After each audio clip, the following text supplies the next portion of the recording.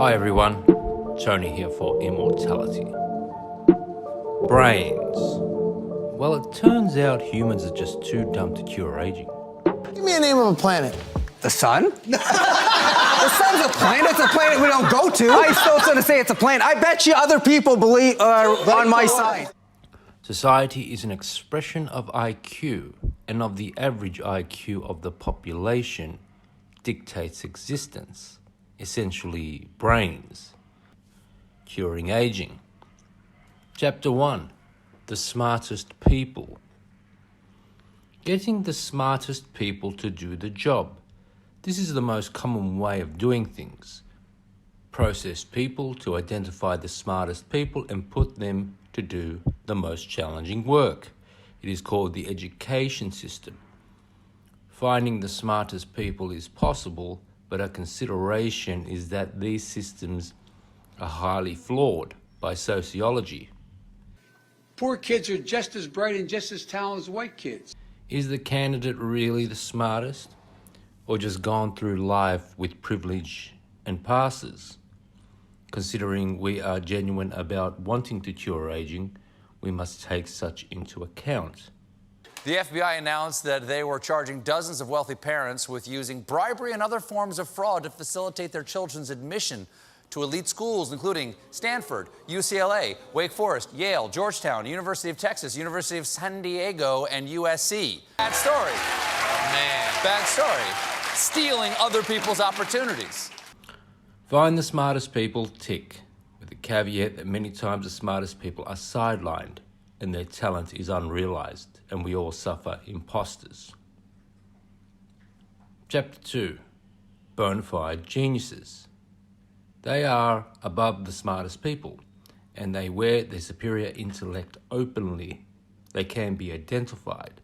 They are a better chance at meeting the goals of science work than the smartest people. Definitely sought to work on biology, medical problems, and curing aging. They are also generally easily acquired. They seem to be sidelined most of the times, as governments are threatened by such people. Geniuses in reality are largely pushed aside, suppressed and denied. Geniuses struggle with self-direction. Working with geniuses means grooming them and guiding them, putting them in your stable and taking care of them. Because geniuses openly breeze through challenges, one can sidestep the sociology if they are identified early and cared for. Which gets us towards Chapter 3, Savants. If you have seen the movie Rain Man, the character is termed a savant. Savants surpass the smartest people and even bona fide geniuses. Scientists have tested Tammet's memory. They had him take a look at pi, a string of numbers that goes on forever. You read through them once? Yeah. And that was it, you've memorized it? And that was it, one time only. He memorized the first 22,000 digits of pi. 4, 1, 5, 9, And then, in front of a disbelieving audience, he begins reciting the numbers back, in order, from memory. 5, 7. 5 mathematicians struggling to keep up, checking every single digit. 2, 5, 9, 0, 3, 4, 6, 9, 0, 8, 1, 9, 9, 0, 6. After 5 hours and 9 minutes. Finished. Yeah. Every single one. Perfect. I learned to count like anyone else at a young age, and when I did, I would see colours, I would see pictures in my mind. I assumed at the time that everyone saw numbers as I did. Tammet didn't do math like the teacher said. The answers just came to him. Watch how he finds the answer to 53 times 131. With a sum like 53, just round, very round, answer at the bottom. And then you've got another number here, 131, which is longer, a little bit like an hourglass, symmetrical. And in the middle you've got a negative space, then you have a third shape. And this I see is the solution to the sum 6, 9, 4, 3. For Tammet, every digit is a three-dimensional shape. 9 is large, deep blue, concave. 4 is small, light blue, angular. 10 is like a metallic puddle. They call Tammet an autistic savant, like Rain Man. Do you know how much the square root of 2,130 is? 46.15192304. 2304. Most savants, like Dustin Hoffman's character, find normal life social interaction almost impossible. Were you bullied at school? Yes, I would have gestures, flapping of the hands, for example, walking in circles. And the other children would repeat that back to me, tease me, call me names. But these days, crowds flock to hear Tammet speak. The most extraordinary brain. His name is Daniel Tammet. They usually have some kind of brain damage that causes them to be exceptional. Autism or acquired savants, an accident to the head. The brain damage causes the brain to rewire itself, and the result is the savant. The technology of turning everyone into a savant without brain damage is of ongoing interest. Savants appear to have photographic memory and may not be well suited to solving problems with unknown or even impossible answers in science. However, savants are not to be discounted. A well-instructed savant could prove highly valued in a field where peers work with the savant to try different things and are informed on experiments and results that they may not be aware of. A savant would memorize the entire Nature journals and Bowles journals for good measure, dating back to 1863, and they even tell you the date, title of paper, and each tidbit of information. So thus far we have learned of smart people, bona fide geniuses and savants. And up until now the common constraint is the human being has the brain, and we have to bring together the human beings that have the brains, of which these three groups are the candidates. We are concerned with brain power, and the condition is that it comes with the human being, which brings us to artificial intelligence. We use these brains to build brains, an artificial brain, an intelligence that can surpass human capacity. Artificial intelligence. If such an AI were to do science, everything we thought we knew would not survive AI. We are just beginning to build systems with the capacity of being somewhat intelligent. Automatons to a computing machine, able to do math computation exceeding most people's ability, to beating world champions in chess, Go and other games, IBM Watson beating the Jeopardy champion in trivia facts.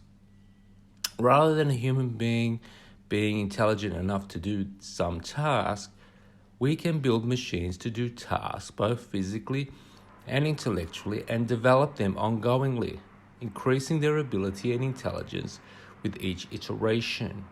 Unlike smart people, bona fide geniuses and savants, building an AI that can surpass these three groups is an ongoing area of research. A high-quality AI breaks the model of needing a human with a brain and its mortality, and we only need to build it once.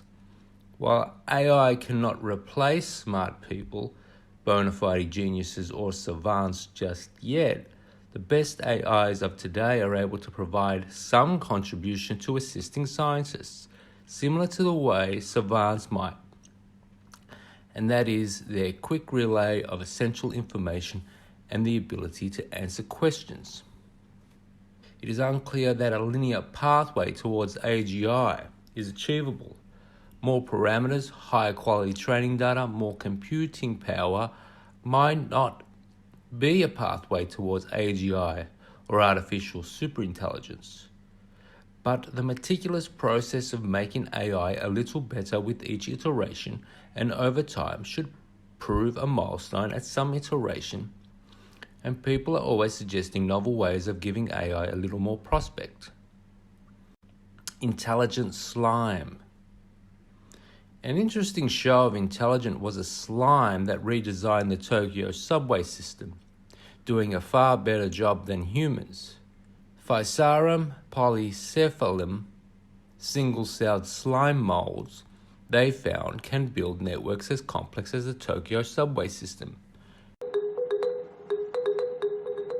Mark is recreating an experiment he worked on with colleagues at Tokyo University. He takes a blob of slime mold and then surrounds it with a pattern of oat flakes, an irresistible treat to the slime mold. What happens next is recorded by a time-lapse camera. The slime mold locates the oat flakes by drawing out in all directions. But within hours, the slime mold shrinks back, leaving an intricate web of tubes that connect the oat flakes. It's these tubes that transfer nutrients around the slime mold. Incredibly, everything you can see is part of one single cell. It needs to build a network that's quite efficient to transport all those resources around. At the same time, that network mustn't cost too much. It mustn't take up too many of its own resources. And then the other problem it has is it's going to be subject to damage. And so if there was only ever one connection, there's a risk that that would break. The slime mold takes no chances. It grows backup roots to make sure that its food supply isn't cut off. But there's something even more extraordinary about what the slime mold has done. Mark hasn't just laid out the flakes in a random pattern. The large blob in the middle is Tokyo. Right. And each of these food sources is positioned as one of the cities nearby Tokyo. So it's a recreation of the area around Tokyo. Indeed. So this is actually what it's based on. This is the rail network around Tokyo. And we can superimpose that over. OK, so we can align it up. That's identical. It's absolutely identical. So you see a lot of these connections, it's formed the same sort of links. It's got a few extra ones in as well. It's a slightly more resilient network than the ones that the engineers designed. You're telling me, wait a minute, that this slime mold has built a better network a remarkably similar than the humans network. built. Yes. The Tokyo rail system is one of the most efficient and well-organized in the world. It took lots of skilled engineers using lots of brain power to plan it. Yet somehow, slime mold has achieved the same goal: how to efficiently link together multiple locations.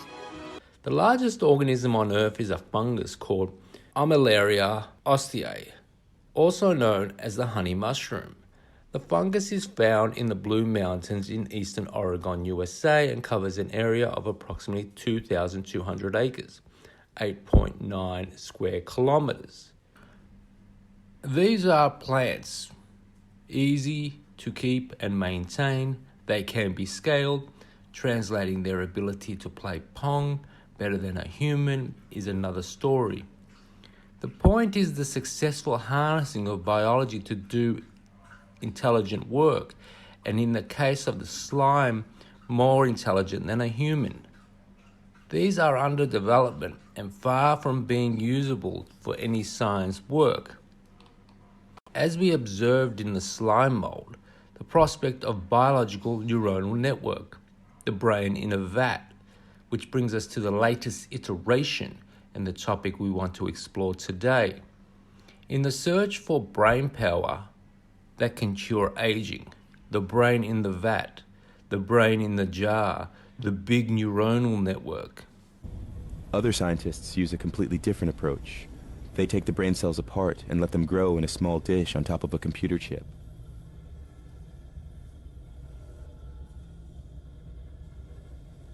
The problem with this technique is that it is extremely difficult to place each cell exactly on the right connection point.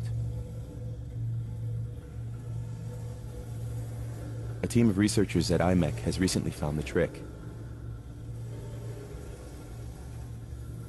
They printed a pattern on the chip with a product that the brain cells love to eat. While consuming the product, the cells get stuck to the right spot and their tentacles are guided by the pattern. This way, the whole network of brain cells can be entirely controlled.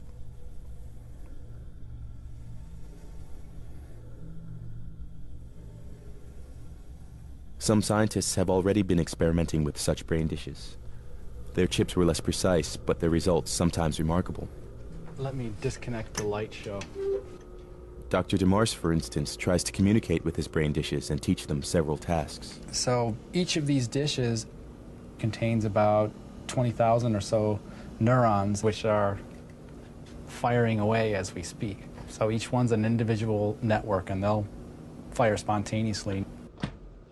We take living rat neurons, and they will rapidly form a neural network. And we have this grid of electrodes underneath the surface of these living neurons, and we can listen to the conversation among the neurons. And we can also stimulate activity within that network. We can send in different patterns of stimulation and look at how the network changes as a result of those stimulations. And that's how we do what we do. What he does is to teach his brain dishes how to control an airplane. The network can essentially fly the aircraft in a pretty optimal way. So it won't overcorrect too much, and it'll be able to stabilize it in a wide variety of conditions. I think I've programmed like a 50-knot crosswind into this one. It was what it looks like. You can see it, the aircraft, when it hits one of these crosswinds, how it begins to oscillate. The oldest dish that I've had is at 2 years. And the only reason why that dish died was because we were moving the lab from Caltech to Georgia Tech. Otherwise, that dish would probably still be alive today. Each dish has a characteristic, so you can learn to recognize one dish from another dish. They're demanding, though. You have to feed them once a week. And brains are just neurons forming connections. We can't have this one chip per neuron shenanigans. We need the big brain. Duplicate the brain and make an infinitely larger version of it with a design that it results in a superintelligence. The process would involve forming an artificial brain. Neurons and synapses in a container. Neurons can be added and the brain made bigger and bigger. But neurons are highly dependent on the life support system and are living. We are building a sentience, and building a sentience is not inherently a violation of the sentience's rights. A sentient brain could be perfectly happy if all its needs are met. The average total volume of the human brain is approximately 1,200 cubic centimeters, multiplied by the number of people on Earth, 8 billion. The resulting volume would be approximately 9.6 trillion cubic centimeters, equal to approximately 9,600 cubic meters. 9,600 cubic meters is an area 30 by 8 meters by 30 by 8 meters by 30 by 8 meters. Basically, all the human brains on Earth would fit into a space 30.8 meters. The Empire State Building in New York City is, by comparison, 1.04 million cubic meters versus the 9,600 cubic meters for all the human brains on Earth. It could fit a brain 108 times the size of all the brains of everybody alive today. Every human being on Earth. One needs to think ahead. A monolithic design poses some challenges. What if the container breaks? What if you need to move it? What if you want to expand it, make it even bigger? How would a brain that size communicate if the neurons are so far spaced apart? The furthest parts of the brain would lose communication with each other. Synapses and rails would be needed to maintain homogeneous connectivity to a bigger and even bigger brain.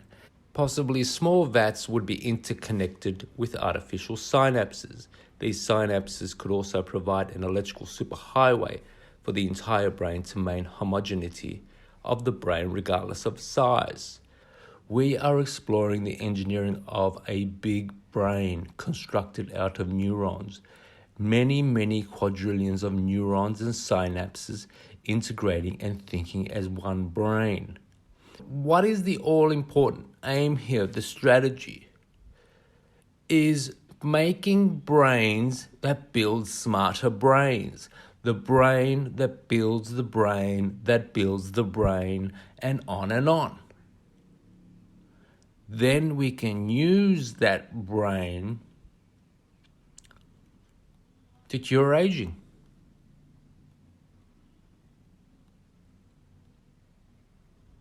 The Big Brain Project.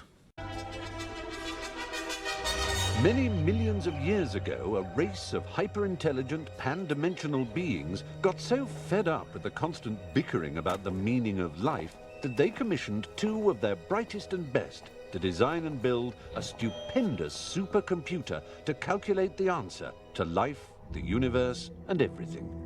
Oh, deep thought. We want you to tell us the answer.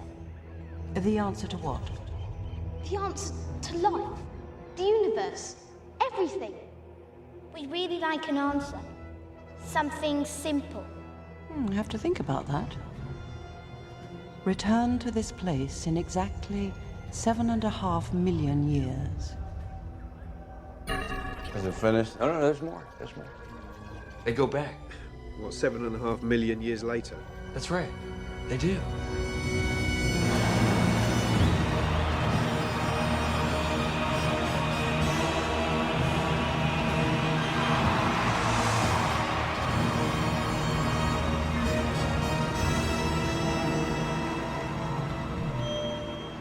Deep thought. Do you have An answer for you? Yes, but you're not going to like it. It doesn't matter, we must know it. All right. The answer to the ultimate question of life, the universe, and everything is...